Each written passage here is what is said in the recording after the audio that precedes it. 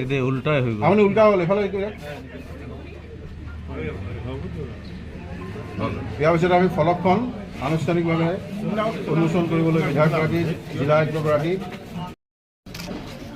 এইটো অলপ পিছত আহক উলি এটা দিয়ক।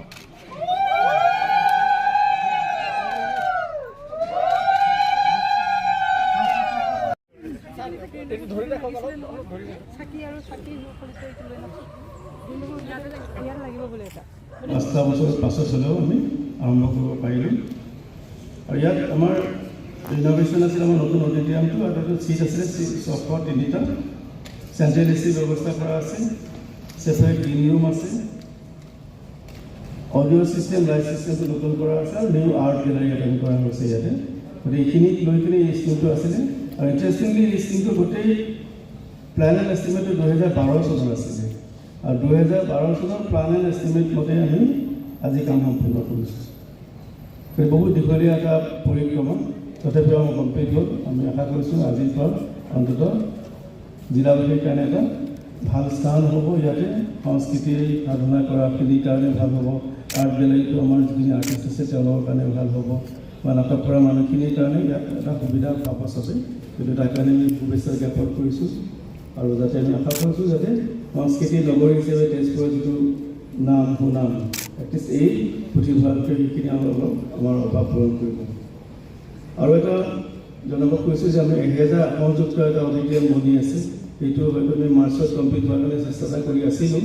মাৰ্চত নহ'লে এপ্ৰিল মে' ভিতৰতে কমপ্লিট হৈ যাব আৰু ইলেকশ্যনৰ পাছতে সেইটো আমি আৰম্ভ কৰিব পৰা অৱস্থাত হ'ব। আৰু ষ্টেডিয়াম এখন আপোনালোকে যেনে হাজাৰপৰা ষ্টেডিয়ামখন আমি কৰি আছোঁ, সেইখনো প্ৰায় কমপ্লিট হ'ব। গতিকে এনেকুৱা ধৰণৰ বিভিন্ন আৰু আমাৰ অগ্নিগড়ত আমাৰ লিফ্টৰ যিটো ব্যৱস্থা সেইটোও কমপ্লিট হ'ব।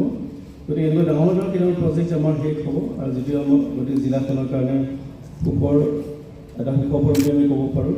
আৰু ৰিচেণ্টলি আমি অগ্নিগড়ত আৰু এটা বস্তু ভাবি আছোঁ।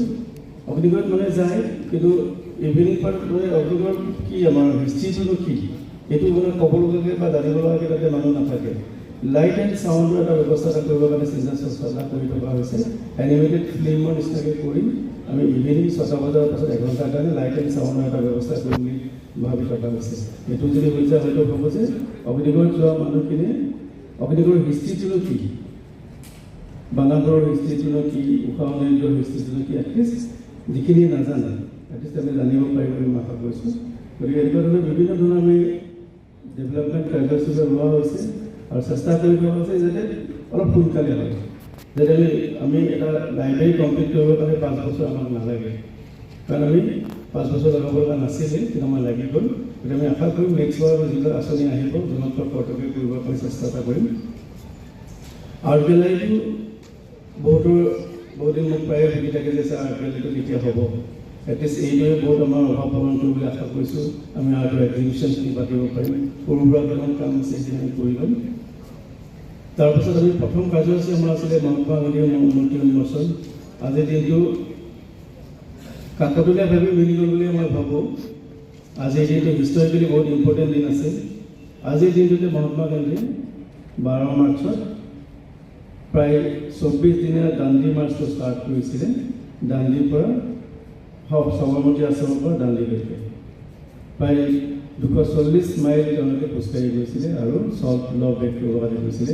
গতিকে কাকতলীয়াভাৱে আজিৰ দিনটো লৈছিলোঁ যদিও আজিৰ দিনটো মিলি গ'ল যে আজিৰ দিনটোতে মহাত্মা গান্ধীয়ে দাণ্ডী মাৰ্চ কৰিছিলে আৰু ব্ৰিটিছ আইনৰ এগেইনষ্টত তেওঁ প্ৰতিবাদ সাব্যস্ত কৰিছিলে। আৰু আজি এই শুভ দিনটোতে মহাত্মা গান্ধীৰ প্ৰতিমূৰ্তি উন্মোচন কৰিব পাৰে আমি নতুন সুখী আৰু আশা কৰিছোঁ সেই মহান ব্যক্তিজনৰ বিষয়ে আজি আমি শ্ৰদ্ধাৰে নিবেদন কৰিব পৰা এটা সময় পালোঁ বুলি মই আশা কৰিছোঁ।